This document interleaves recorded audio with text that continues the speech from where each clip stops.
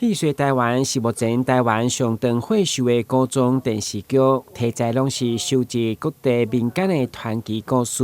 這回因選定台南東慶宮來取景，拍算拍大甲媽和莊池的影集。日前劇組正式開鏡，眾人除了共同祈求大甲媽庇佑製作順利、收視長紅，嘛希望該戲劇和全台民眾知影東慶宮建廟的傳奇典故。甲大甲媽守護莊頭的精神。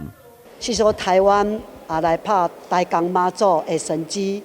大甲媽祖重點神蹟由福的精神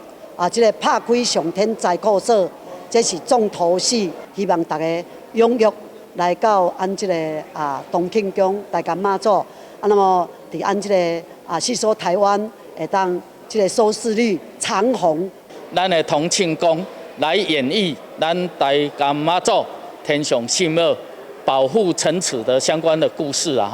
可以說區長家非常歡迎。咱在東慶宮家，咱的大甲媽祖呢，過去以來咱的神蹟顯赫，包括咱的營造業，包括咱的建築業的保庇，嘛包括咱科技中狀元的一些神蹟，會使講信眾非常的多。在這我想非常的感謝咱戲說台灣我們所有的劇組